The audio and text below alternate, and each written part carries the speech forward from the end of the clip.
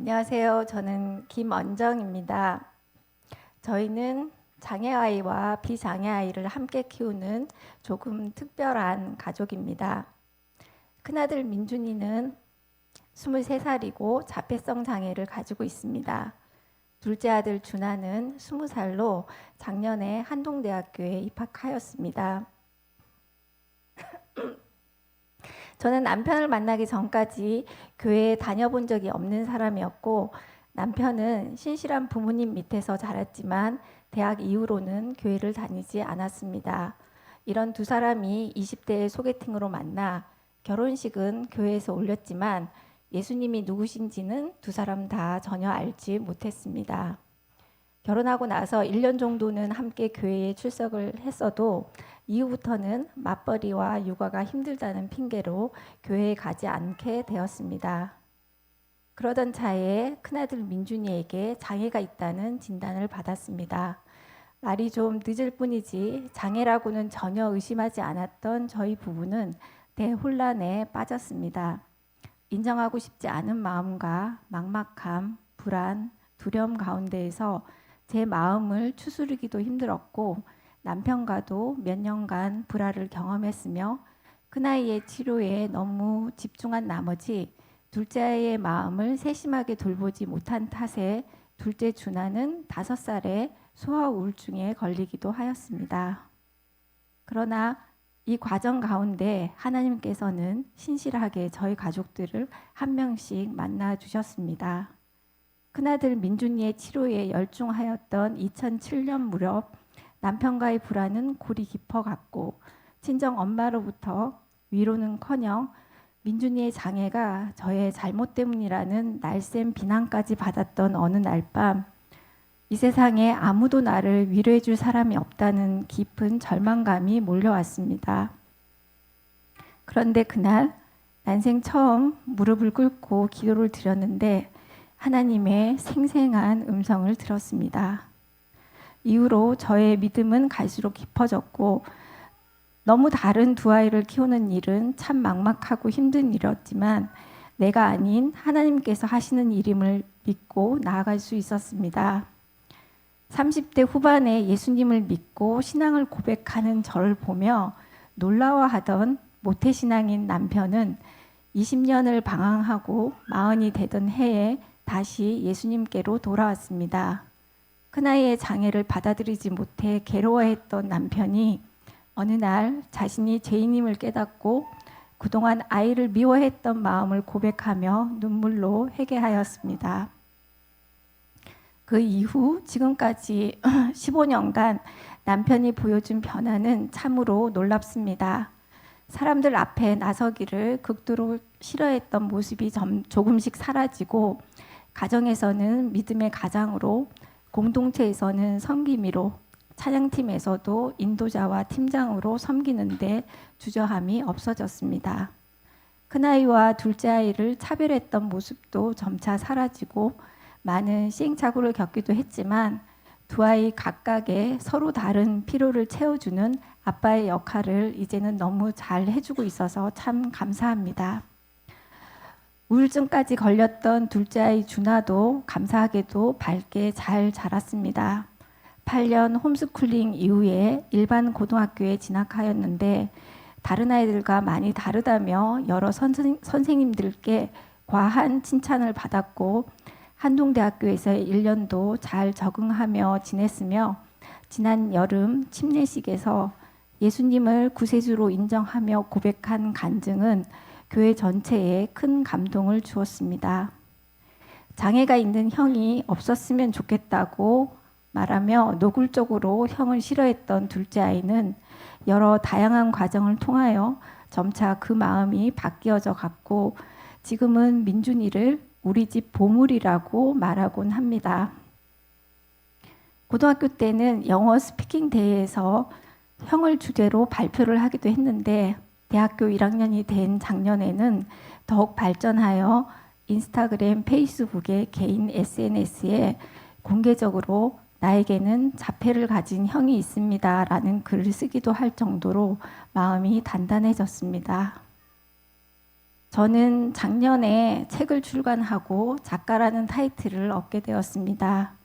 저희 가족의 변화를 옆에서 지켜봐온 교회 공동체 식구들의 격려와 응원에 힘입어 책을 쓸 용기를 내게 되었고, 어려움도 많았지만 포기하지 않고 마무리를 지을 수 있었습니다. 책의 제목을 짓는데 오랜 시간이 걸렸는데 많은 후보들 가운데 정하게 된 것은 우리가 이렇게 살 줄이야입니다. 우리 가족이 이렇게 행복하게 화목하게 하나님의 은혜 가운데 살게 될 줄 몰랐다는 신앙 고백의 말이기도 합니다.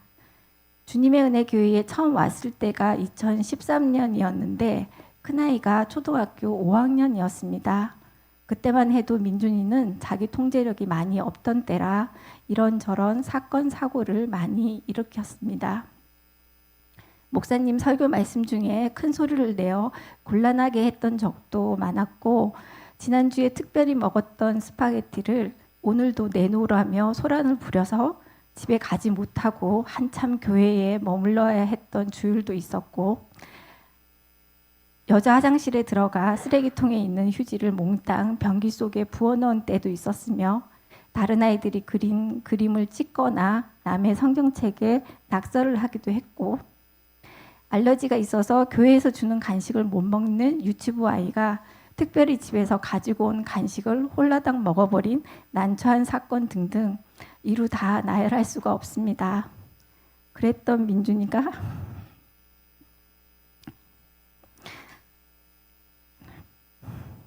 지금은 유치부에서 보조교사 역할을 합니다.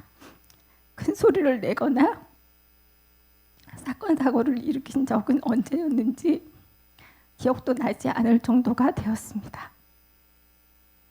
큰아이 민준이는 어렸을 때부터 음감이 좋았고 노래를 좋아했습니다.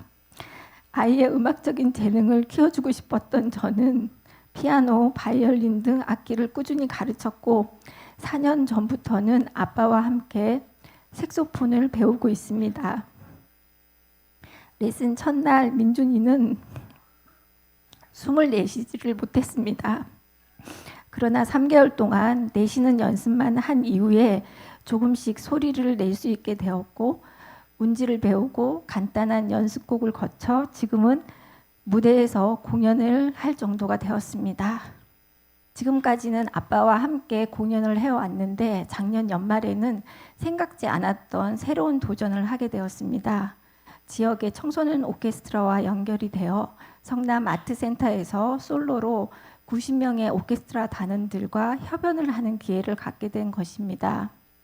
오케스트라 협연도 처음이고 솔로로 무대에 서는 것도 처음이었던지라 연습 도중 얼마나 많은 실수를 했는지 모릅니다. 수십 명이 함께 모여 연습하는데 솔로 연주자가 소리를 거의 내지 못해서 연습을 망칠 때 얼굴이 달아오르고 당황하게 되는 것은 항상 부모인 저희들의 몫이었습니다. 당일 무대에서도 저러면 어쩌지 하는 걱정이 되었고, 지금이라도 안 한다고 할까 하는 마음이 종종 들곤 하였습니다. 그러나 저희 부부가 서로를 다독이고 격려하며 그 시간을 견딜 수 있었던 것은 복음 때문이었습니다. 이 무대를 기획하신 분도 지휘를 하시는 분도 하나님이시니 걱정과 불안은 하나님 발 아래 내려놓고 우리는 우리의 몫을 최선을 다해야 할 때 하나님께서 모든 것을 합력하여 선을 이루실 것이라는 믿음으로 좋지 않은 시선들을 참아내며 포기하고 싶은 순간을 이길 수 있었습니다. 공연 당일 아이가 완전히 무대를 망쳐도 우리는 하나님의 자녀라는 정체성을 잃지 말자는 다짐을 하며 갔습니다. 그런데 그날 민준이는 제가 들은 중에 가장 훌륭하고 완벽한 연주를 들려주며 반전 드라마를 완성했고, 많은 관객들이 민준이를 통해 장애인을 이해하게 되었고 큰 감동을 받았다는 인사를 여러 곳에서 전해 들었습니다. 장애를 가진 민준이를 키우는 일은 어렵고 힘든 일의 연속이었고 앞으로 가야 할 길도 여전히 막막하고 두렵습니다. 비장의 형제인 준하를 키우는 일 역시 언제나 새롭고 낯선 일들 투성이었고, 장애 형제가 있는 둘째 아이의 결혼과 출산과 관련해서는 여느 평범한 가정의 부모와는 차원이 다른 저희들만의 걱정이 있기도 합니다. 그러나 지난 시간을 돌아보면 참으로 놀랍습니다. 제 생각을 넘어서고 제 기도를 뛰어넘는 열매들이 저희 가족들의 삶 곳곳에 넘치고 삐그덕대었던 저희 부부의 관계도 놀랍게 회복되어 해가 갈수록 더욱 친밀해지는 50대 깨소금 부부로 거듭났습니다. 저희 가족들은 폭풍 속을 지나왔지만 그 폭풍우 가운데 혼자 내버려 두지 않으시고 동행하시는 하나님을 경험했고, 동시에 고난 가운데에서 하나님을 어떻게 의지해야 할지, 그럼에도 불구하고 내가 해야 할 몫은 무엇인지, 포기하고 싶을 때 어떻게 일어나야 할지 등등을 배우며 하나님과 깊은 관계를 맺게 되었습니다. 저는 이제 지역에서 후배 장애인 가족들을 만나며 선배로서 그들을 섬기는 일을 조금씩 하고 있습니다. 폭풍 속을 지난 후에 경험하는 달콤한 평온함만을 누리며 조용히 살고 싶은 마음이 때로는 강하게 들지만, 하나님께서는 자꾸만 제가 나설 수밖에 없는 상황들을 만들어 주십니다. 제가 아닌 하나님의 영광을 드러내며 겸손하게 주변 사람들을 섬기고 저희 가족의 모습과 이야기로 예수님께서 우리 죄를 사하기 위해 십자가에 달리신 그 크신 사랑을 사람들에게 전할 수 있기를 기도하고 소망합니다. 감사합니다. 네.